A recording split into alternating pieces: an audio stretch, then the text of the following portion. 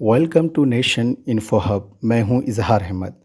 आज की इस वीडियो में मैं आपको एक अजीम शख्सियत के बारे में बताने जा रहा हूं, जिन्होंने बहुत ही कम उम्र में देश के लिए अपनी ज़िंदगी कुर्बान कर दी। उन्हीं के कोट से इस वीडियो की शुरुआत करता हूं। क्रांति में सदैव संघर्ष हो ये आवश्यक नहीं, ये बम और पिस्तौल का राह नहीं। हिंदुस्तान के अजीम फ्रीडम फाइटर शहीद भगत सिंह का जन्म 27 सितंबर 1907 को जरनवाला तहसील पंजाब में हुआ था। भगत सिंह का ताल्लुक सिख परिवार से था। उनके पैदाइश के वक्त उनके फादर किशन सिंह जेल में थे। भगत सिंह ने बचपन से ही अपने घर के लोगों में देशभक्ति देखी थी। शहीद भगत सिंह के चचा अजीत सिंह बहुत बड़े फ्रीडम फाइटर थे। भगत सिंह के फादर उनका दाखिला इंग्लो वैदिक हाई स्कूल में कराया था। 1919 में जलियांवाला बाग हत्याकांड से भगत सिंह बहुत दुखी हुए थे और महात्मा गांधी के ज़रिए चलाए जाने वाले नॉन कॉपरेशन मूवमेंट का उन्होंने खुलकर साथ दिया। भगत सिंह खुलकर अंग्रेज़ों को ललकारा करते थे और गांधी जी के कहने के मुताबिक ब्रिटिश बुक को जला दिया करते थे। चौरी चौरा में हुई वायलेंट एक्टिविटी के चलते गांधी जी ने नॉन कॉपरेशन मूवमेंट बंद कर दिया था, जिसके बाद भगत सिंह उनके फैसले से खुश नहीं थे और उन्होंने गांधी जी का साथ छोड़कर दूसरी पार्टी ज्वाइन करने का सोचा। भगत सिंह लाहौर के नेशनल कॉलेज से बीए कर रहे थे। तब उनकी मुलाकात सुखदेव थापर, भगवती चरण और भी कुछ लोगों से हुई। आज़ादी की लड़ाई उस वक्त ज़ोरों पर थी। देश प्रेम में भगत सिंह ने अपनी कॉलेज की पढ़ाई छोड़ दी और आज़ादी की लड़ाई में कूद गए। इसी दौरान उनके घर वाले उनकी शादी करने को लेकर मशवरा कर रहे थे। भगत सिंह ने शादी से इनकार कर दिया और कहा, अगर आज़ादी से पहले शादी करूं तो मेरी दुल्हन मौत होगी।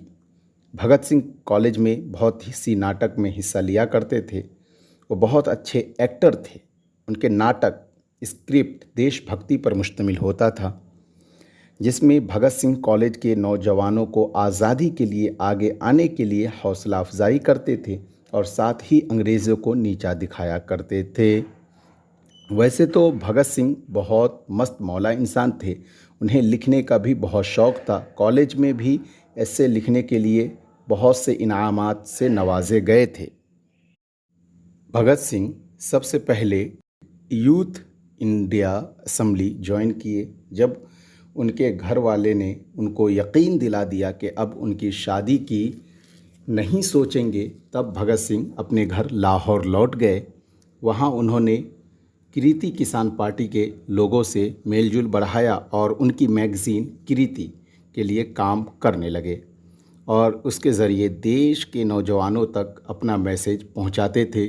भगत सिंह बहुत ही अच्छे राइटर थे। उर्दू और पंजाबी पेपर के लिए भी लिखा करते थे। 1926 में नौजवान भारत सभा में भगत सिंह को सेक्रेटरी बना दिया गया। उसके बाद भगत सिंह जी ने 1928 में HSRA ज्वाइन कर ली, जिसे चंद्रशेखर आज़ाद ने बनाया था। पूरी पार्टी ने साथ मिलकर 30 अक्टूबर 1928 को भारत में आने वाले साइमन कमीशन की मुखालिफत की, जिसमें उनके साथ लाला लाजपत राय भी थे।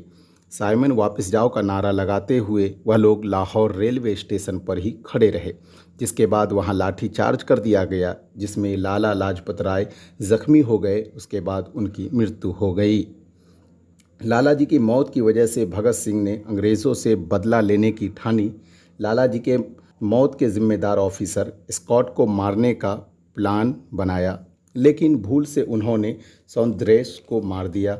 अपने आप को बचाने के लिए भगत सिंह फ़ौरन लाहौर से निकल गए, लेकिन ब्रिटिश हुकूमत ने चारों तरफ जाल बिछा दिया।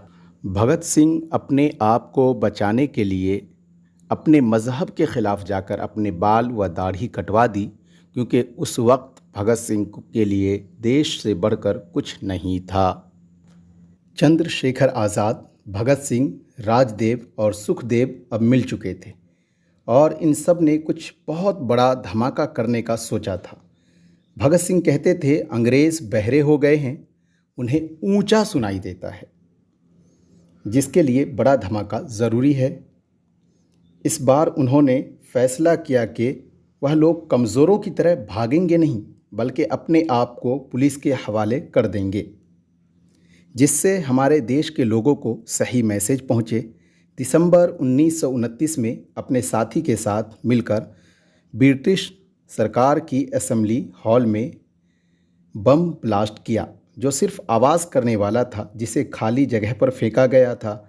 उसके साथ ही इनकलाब जिंदाबाद के नारे लगाए और पर्चे बांटे। उसके बाद अपने आप को गिरफ्तार कराया।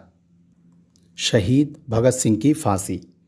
भगत सिंह पहले से ही अपने आप को शहीद कहा करते थे, जिसके बाद उनके नाम के आगे जुड़ गया भगत सिंह और उनके साथियों पर मुकदमा चला। उसके बाद फांसी की सज़ा सुनाई गई।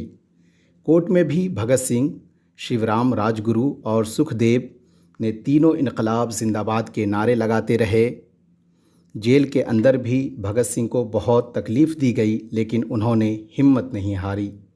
1930 में भगत सिंह ने वाई आई एम एथिस्ट नाम की किताब लिखी। 23 मार्च 1931 को भगत सिंह, सुखदेव और राजगुरु को फांसी दे दी गई। कहा जाता है कि तीनों की फांसी की तारीख 24 मार्च थी, लेकिन उस वक्त पूरे देश में उनकी रिहाई के लिए प्रोटेस्ट हो रहा था, जिसके चलते ब्रिटिश सरकार ने 23 मार्च और 24 की देर रात को ही उन तीनों को फांसी दे दी और उनका अंतिम संस्कार भी कर दिया।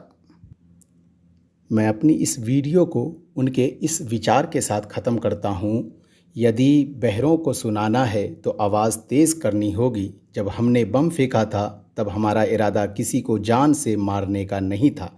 हमने ब्रिटिश सरकार पर बम फेंका था। ब्रिटिश सरकार को भारत छोड़ना होगा और उसे आज़ाद करना होगा। अगर मेरी वीडियो आपको पसंद आई तो मेरे चैनल को सब्सक्राइब करें, वीडियो को लाइक और शेयर करना ना भूलें। वीडियो देखने के लिए आप सबका धन्यवाद।